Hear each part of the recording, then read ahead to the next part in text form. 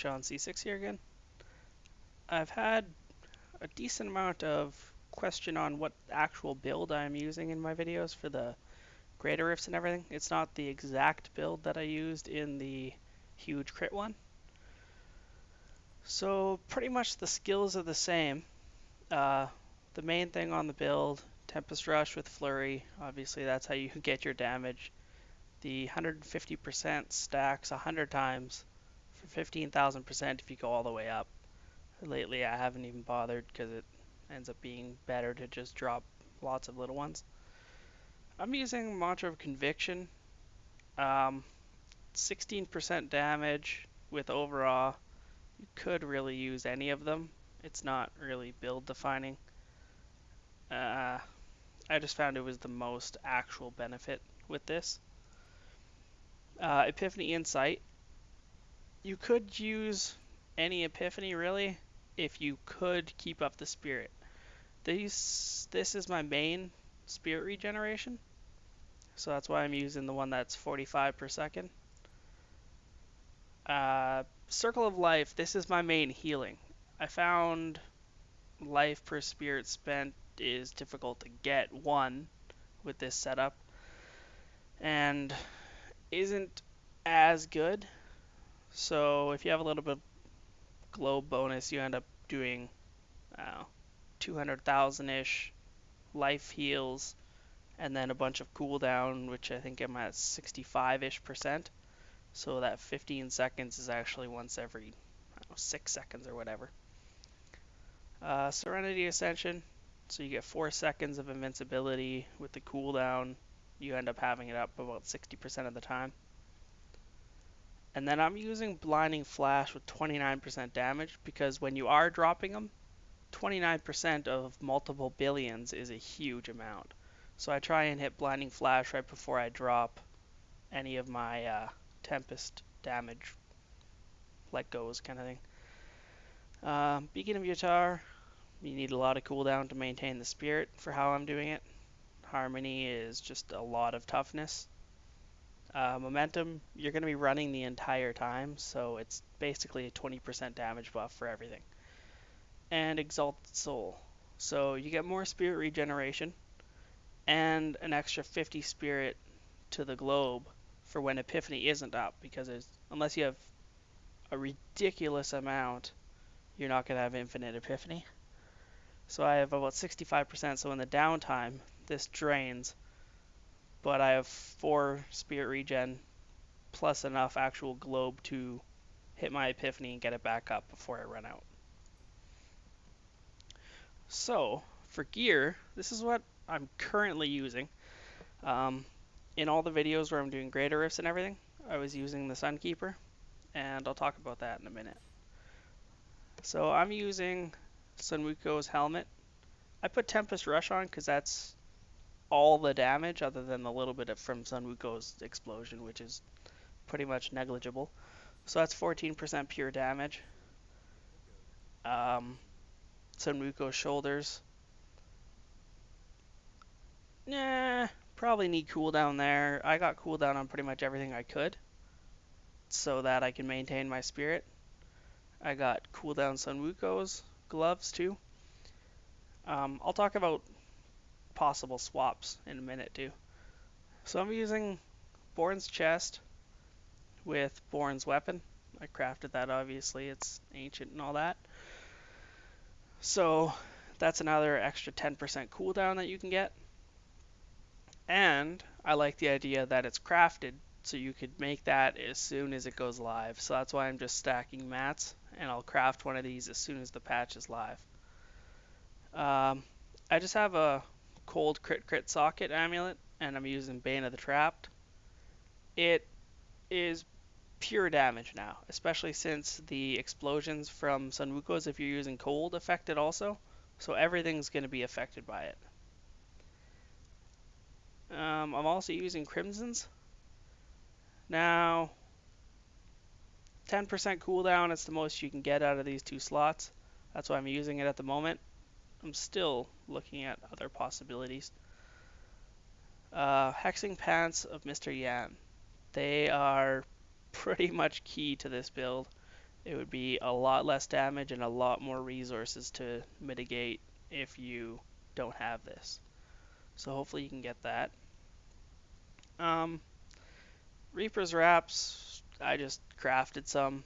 They're not super necessary or anything. So I'm using that right now. It's nice for the health globes if you do run into any resource issues, but not really necessary. I'm using a Unity. I should grab that too.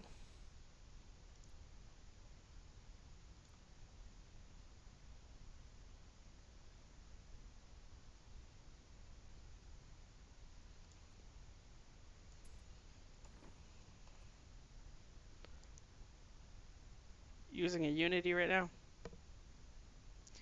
And I'm using a Ring of Grandeur. It's just a random one that I threw on here. Ideally, if you can't mitigate your resources, you want 5% attack speed. A couple attack speed can make a pretty big difference for your resources. Another thing to consider is the gems that you're using. So like I said, Bane of the Trapped, obviously everything's going to be control impaired with the cold. So pure damage right there. Taigok is a huge amount of damage and a huge amount of armor, which is basically always up, because when you're running around with Tempest, you're always using Spirit. So you're always spending your primary resource. That's what I found is my main two. I'm using the new one, which is completely unleveled at this point, so it's kind of a waste. If I leveled it, I'm sure it'd be way better too. So right now it's just 10% non-physical damage reduction. And then, well, below half-life, your resistances to everything but physical are increased by 75%, which is huge. So any ground effects and everything is going to be 75% and 10% reduction from this. So it's just something to consider. Other possibilities, obviously you could use Bane of the Powerful like anything. 15% elite and 30% or 20% damage after you kill an elite pack. Another thing that's I tried using but it didn't work out too great is Gogok. So you're gaining swiftness, which uses your resources faster, but you're also gaining more cooldown reduction.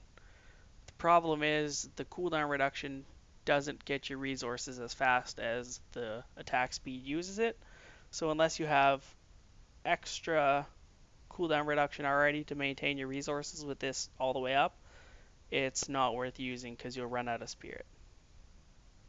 My other weapon right now that I just started using is UTARs that you can craft.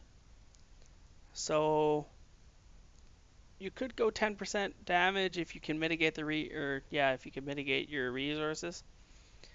But I went 10% cooldown on this because it's actually a faster attack speed than Sunkeeper. So if you look here, so I have 13.3% more damage with the UTARs, plus 17% cold, which could be 20. So that could be about 33% damage to everything. Just based on the sheet DPS. And it charges my resources faster. So the 1.3 attack speed is a little bit faster than 1.2. And since it's in the offhand, the actual weapon damage doesn't matter. It's all based on main hand, so just put the biggest one in your main hand.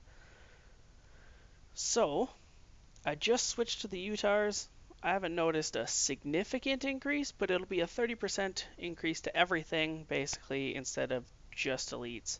Now, if I had a Ancient Sunkeeper, then that's probably still the way to go. But since you can craft this right at the start, just like the other weapon, you can have 2 ancient weapons as soon as the patch goes live, which is crazy compared to everyone else that's going to be hunting and hunting and hunting for it. So I just switched to that. My opinion, it's a little bit better. If you do the math, with the attacks per second, that both factor into how fast Tempest builds up down here. So that right there, where it's up to about 30 right now, the faster your attack speed, the faster it builds up, but the more resources you use.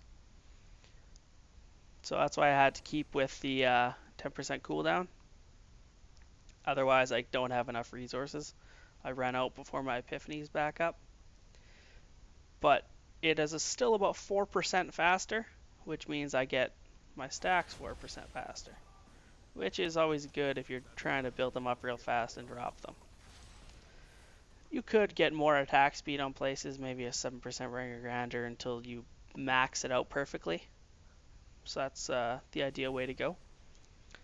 Other possibilities, obviously you can use an SOJ. You're going to get more elite, more cold damage, but if you're running solo, you're going to lose the Unity buff.